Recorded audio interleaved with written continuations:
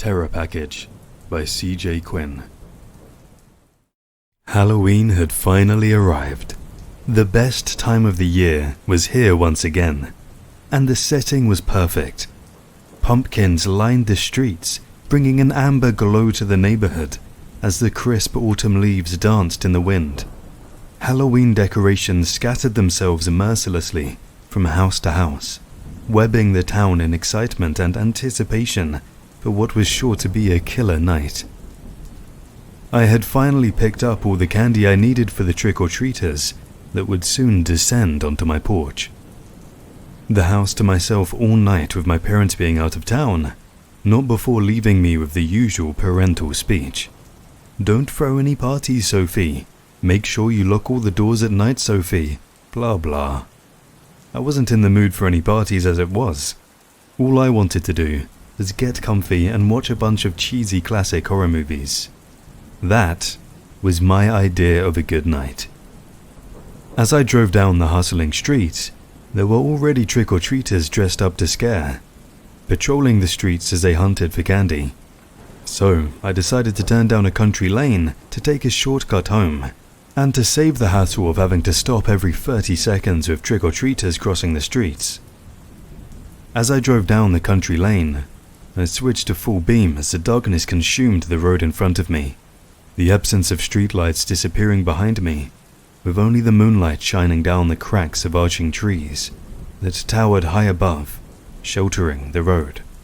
The further I drove down the road, the more my radio began to break, as the signal began to fade, static breaking from my speakers. Looking down, I could see the screen beginning to glitch. This had never happened driving down this lane before, so what was causing it now? Reaching my hand out, I gave it a good smack as the screen cleared up and the signal finally came back. Looking back up, my eyes widened as I slammed down on my brakes, the burning rubber of my tires skidding across the dirt as I came to a grinding halt. Fuck! My adrenaline pumping as I looked on into the open road, my eyes meeting the cloaked figure that had came out of nowhere wandering aimlessly into the middle of the road. Now standing there, motionless, in front of my car. The sound of my horn blared as I aired my frustration. "Watch where you're going, asshole! Get out of the road!" In the heat of the moment, I couldn't help but lean out the window and vent at this reckless person. But they didn't move. I couldn't see their face. Their hooded cloak hung down too low. "Get out of the road!" I shouted, my impatience growing. The hooded figure finally moved, but not out of my way. Instead, they pulled something out from their cloak as they held it out, pointing at me. It was a scruffy piece of paper that read, "Trick or treat." They again pointed at me, then pointed at the sign. Great, a crazy trick-or-treater, I thought to myself. How about you go fuck yourself and get out of the road? A bit harsh, maybe, but I was down the middle of a dark, quiet country lane, with a stranger in front of me asking me trick or treat. The hooded figure lowered the paper as they slowly raised their other hand, waving their index finger at me as if telling me off. What was this person's problem? They again opened their cloak, holding up another piece of paper that read, "That wasn't very nice," before holding up another that read, "Sophie." What the hell? How did this person know my name? What was up with this freak? Having had enough of this game and rattled that they knew my name, I signaled my horn again to vent my displeasure as I rounded the person, driving past as fast as I could, looking back in my rearview mirror as they stood in the middle of the road watching me. Who the hell was that? And how did they know my name? Freaked out, I just wanted to get home and settle in for the night. Finally home and having settled in for the evening, that strange encounter was soon forgotten about. As with the evening fully alive with Halloween, the doorbell was constant with waves of trick-or-treaters descending onto my porch as predicted. But I loved it. All the different creative costumes people came up with was one of the things that made Halloween so great. I moved back and forth from the TV to the front door, from horror films to trick-or-treaters. The night played out in typical Halloween fashion, until the sound of the doorbell became less and less. As the night grew, visitors to my porch became fewer and further between, until I was certain that was it for the night. The last of the candy gone from my bowl, my eyes tiring as I slowly drifted off in front of Evil Dead. As my thoughts slowly drifted away, the doorbell rang. Was this another trick-or-treater? Late to the party, I thought. It was nearing midnight, and there hadn't been a knock at the door for a good few hours now. So, I hesitantly made my way to the door to see who could be knocking at this hour. And as I looked outside, there was no one to be seen. The driveway was empty. Slowly opening the door, I peered out, looking to my left and right to cover all bases, but as I stepped out onto my porch, it was then my foot hit it. Looking down to see what I had kicked, there it was. A small wooden box with a note attached to it that read, "Trick or treat." What the hell was this? Looking around one more time, I couldn't see anyone in sight that could have left this box on my porch. Curiosity getting the better of me, I picked up the box to examine it. It was worn, with a gold metal clasp on it sealing it shut. The wood splitting and scratched, looking like it had seen better days. Having stood on my porch long enough, my eyes surveyed the area one last time, as they were met with only the darkness of the empty street. Slowly locking the door, the box clasped in my grip, I entered my kitchen, placing it on the work surface. I had to know what was inside. Running my fingers along its gold clasp, I pulled my hand back in shock, and looking at my finger as a piece of wood embedded itself into the tip of my finger, blood trickling from the pierced skin. I had caught myself on the fraying wood, causing a splinter. Looking back at the box, I had to adjust my eyes. The drop of blood from my finger seemed to soak into the box, as if being absorbed, until it had disappeared completely. What the hell? How was that possible? The mystery of this box fascinated me. Reaching for its golden clasp, I flicked it up, as the tension released and the lid separated from its base. My hand slightly gripping either side of the box, I slowly lifted the lid to see its hidden contents. Surprised, and slightly disappointed as to what lay inside, my eyes fell upon an old VHS tape. Really? What was this? Why would someone leave a VHS tape on my porch in an old, worn, antique box?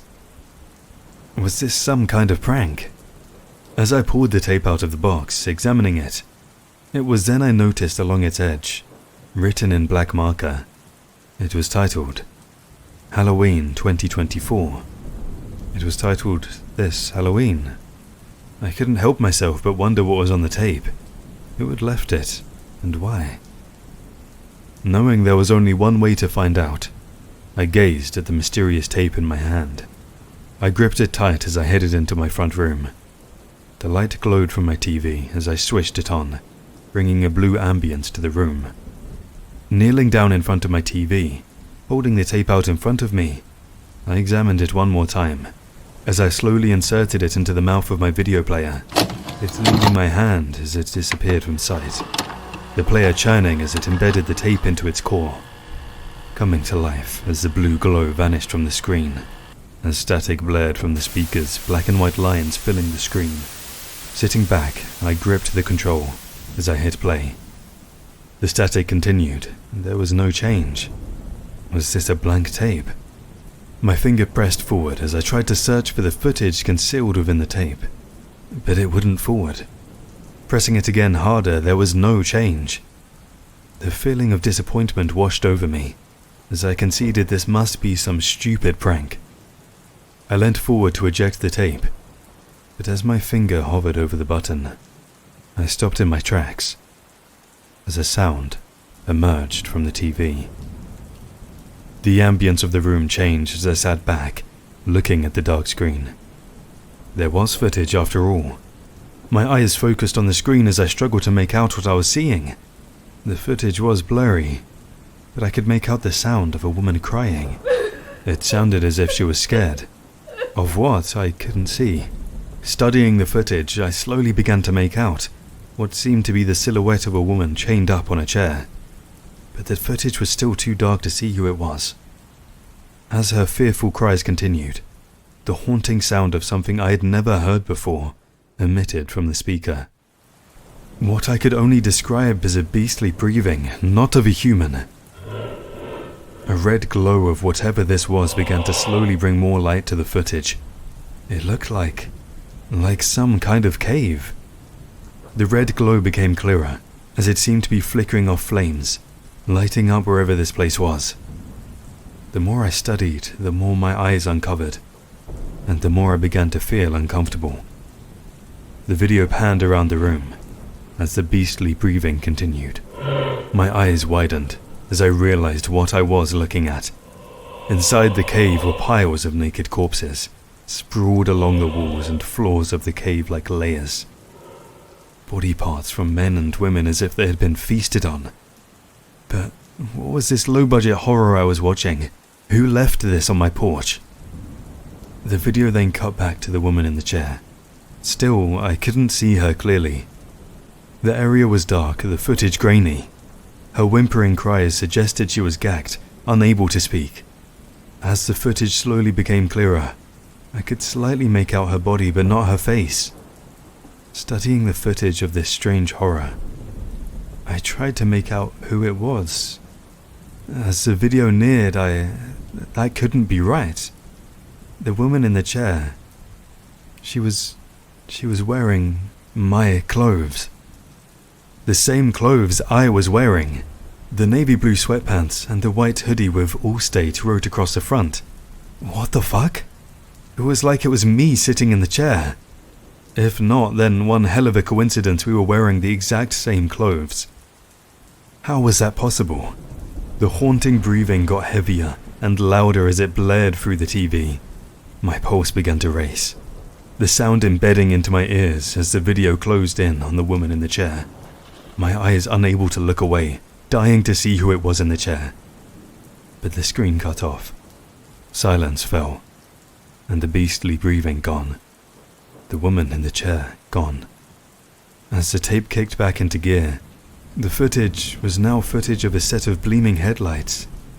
Blinding me, I couldn't see much of the footage, but I could faintly hear the sound of a woman shouting, followed by a car horn. How about you go fuck yourself and get out of the road? That faint voice on the video, it sounded like what I said earlier. The footage cut again, as it now displayed the moon and stars in the sky, before coming down on what looked to be the hedges of a bush. Close up, the footage displayed the sight of grass and slabs on the floor. As the camera slowly moved upwards, displaying a driveway, as the footage crept up the driveway, it panned up to a set of porch steps and a front door. It couldn't be. It was my front door. The sound of someone walking up the creaking steps echoed from the TV, until the footage was displaying right outside my front door. My heart began to race as I turned to look at my front door, fearing it would open. I couldn't see anyone. I looked back at the TV, my front door still displayed on the screen. To my horror, the sight of a cloaked arm came into view, as a long grey balled fist aimed itself at my door, as if about to knock. The footage suddenly cut as the screen went black, the essence of light fading from the room as silence fell, my heart nearly breaking out of my chest. 3 loud bangs shattered onto my front door. The hairs on the back of my neck stood to attention. I slowly turned my head, my eyes fixated on my front door. What the fuck was going on? What was this tape? Who was at my door?